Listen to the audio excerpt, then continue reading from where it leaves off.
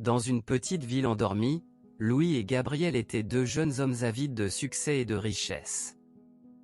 Ils rêvaient de s'élever au-dessus de leurs conditions modestes, prêts à tout pour atteindre leurs objectifs, même à franchir les lignes morales. Louis était un homme charismatique, toujours à l'affût de nouvelles opportunités pour accumuler de l'argent. Gabriel, quant à lui, était plus réservé, mais tout aussi ambitieux. Ensemble, ils formaient un duo redoutable, prêt à conquérir le monde à tout prix. Un jour, alors qu'ils travaillaient dans un modeste café du centre-ville, ils entendirent parler d'une rumeur intrigante: une secte mystérieuse opérait dans les bois voisins, promettant richesse et pouvoir à ceux qui osaient la rejoindre. Intrigués par cette perspective, ils décidèrent de mener leur propre enquête. Guidés par leur cupidité, Louis et Gabriel se frayèrent un chemin à travers les bois sombres, leur esprit rempli de visions de richesse et de grandeur. Ils ne savaient pas dans quoi ils s'embarquaient, aveuglés par leurs propres désirs égoïstes. Après des heures de marche, ils finirent par trouver un étrange rassemblement au cœur de la forêt. Des capuches sombres flottaient parmi les arbres, des chuchotements indistincts remplissant l'air. Intrigués, ils s'approchèrent, ignorant les avertissements muets de leur conscience.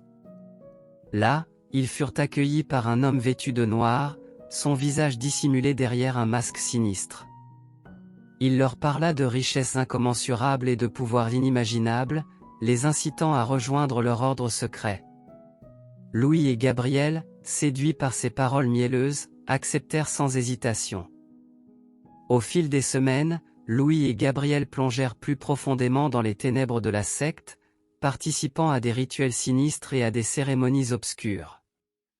Leurs esprits étaient corrompus par la promesse de pouvoir et de richesse, leur moralité se dissipant dans l'ombre grandissante. Les rituels devinrent de plus en plus dérangeants, impliquant des offrandes sanglantes et des invocations impies. Mais ils étaient trop aveuglés par leur ambition pour voir le danger qui les entourait, trop pris dans les filets de la secte pour se libérer de son emprise. Les nuits se transformèrent en cauchemars, leur sommeil hanté par des visions de terreur et de désespoir.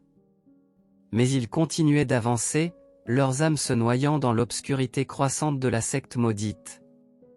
Alors que les mois passaient, ils commencèrent à ressentir les effets dévastateurs de leur association avec la secte. Leurs esprits étaient tourmentés par des visions terrifiantes, leur santé mentale se dégradant à vue d'œil. Gabriel, en particulier, semblait être le plus touché par les horreurs qu'ils avaient vues. Ses yeux étaient devenus creux et hantés, son rire rempli de folie pure.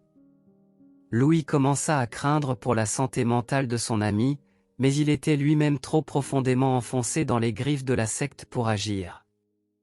Un soir, lors d'un rituel particulièrement macabre, Gabriel perdit complètement la tête. Il se mit à hurler des obscénités impies, à déchirer ses vêtements en lambeaux, sa raison s'échappant comme du sable entre ses doigts tremblants. Louis, horrifié par la transformation de son ami, tenta en vain de le retenir. Mais il était trop tard. Gabriel avait sombré dans la folie, emporté par les ténèbres de la secte à jamais. La folie de Gabriel servit de réveil brutal à Louis. Réalisant enfin l'horreur de ce dans quoi il s'était engagé, il prit la décision désespérée de fuir la secte et de sauver ce qui restait de son âme. Dans l'obscurité de la nuit, Louis s'échappa des bois, ses poumons brûlant sous l'effort de sa course effrénée. Il pouvait sentir les yeux de la secte le suivre dans l'ombre, leurs murmures sinistres résonnant dans son esprit tourmenté. Finalement, après des heures d'errance, Louis parvint à retrouver le chemin de la civilisation. Son esprit était brisé, son âme marquée à jamais par les horreurs qu'il avait vécues. Mais il était libre, libéré des chaînes de la secte qui avait failli le détruire. Pendant ce temps, Gabriel sombrait toujours plus profondément dans la folie.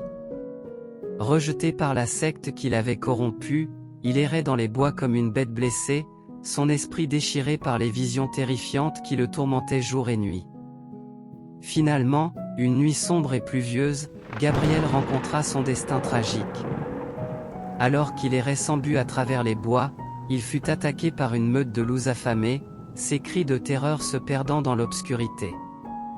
Sa mort fut brutale et anonyme, un autre tragique résultat de la cupidité humaine et de la séduction du mal.